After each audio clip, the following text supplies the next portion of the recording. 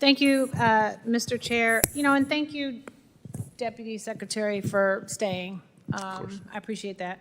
I serve as the ranking member for the South and Central Asia Subcommittee, so I want to focus on that bureau today. And I do know that two of my Republican colleagues asked questions about an issue that I'm also going to ask you about. So you see that there's bipartisan concern. Would you agree with this statement? And it's a yes or no. The State Department should uphold our commitment to protect the Afghans who helped U.S. service members stationed in Afghanistan. Of course. Okay, thank you.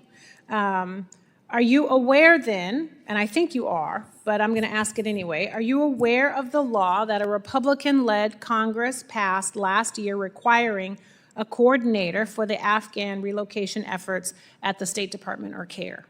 I am aware of the CARE office. Okay, so then you are aware of the law and you're clear on the congressional intent, yet your reorganization plan eliminates the CARE office and the administration has refused to brief us on your plan for Afghan allies or even give us a straight answer about who the coordinator is. And earlier you said that you're briefing the Congress 8 times a day. I don't know who you're briefing because, as you can tell, there are both Republicans and Democrats that care about this issue. So can you reveal who the coordinator is?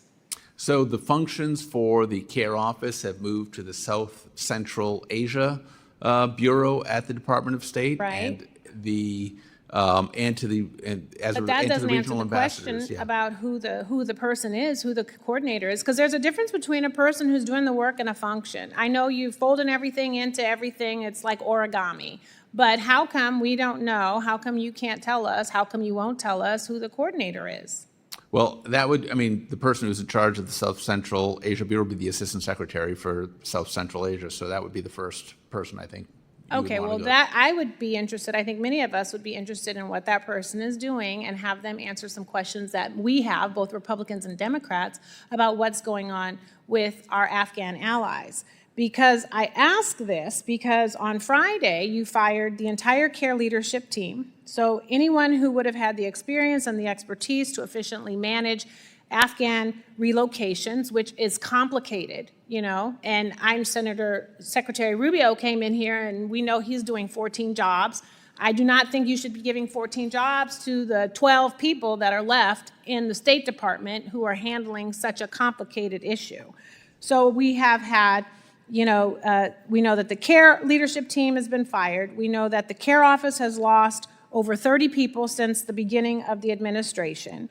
And we know that that does not give you the capacity that you need to sustain the same pace of processing. And then on top of that, the administration is trying to terminate temporary protective status for Afghans living in the United States. So they're going to lose their work authorization, and then they're going to be deported back to Afghanistan, where the Taliban is waiting to get them. And these are people who actually work to protect U.S. service members overseas. I bring it up because everyone wants to, last Congress, we had a hearing every week talking about Afghanistan. And now, very hard to get people to come and talk about Afghanistan and what is happening to our allies. And we are doing a disservice to our U.S. service members because what other country is going to say, I'm going to be willing to stick out my people's neck to help you when you're then going to sell my people down the river or back to the exact same people who are waiting to kill them? The second part of this is, do you know what Camp Asaliya is? I do not know what Camp Asaliya is. So the camp is a U.S. facility in Doha where 1,500 Afghan refugees are waiting to be resettled. And the administration is considering closing down the camp and then forcibly repatriating these Afghans who have been in limbo in this facility waiting for years. They're going to repatriate them back to Afghanistan, back into the hands of the Taliban. So the question I asked you in the beginning about the U.S. upholding its commitment to protecting these people who risked their lives to protect us, we have got to do better. And that's on you. That's the responsibility of you. That's the responsibility of the State Department. And I sent a letter to the chair of this committee asking us to continue to ask questions about this, and I'm going to continue to ask questions about this because it's about our credibility.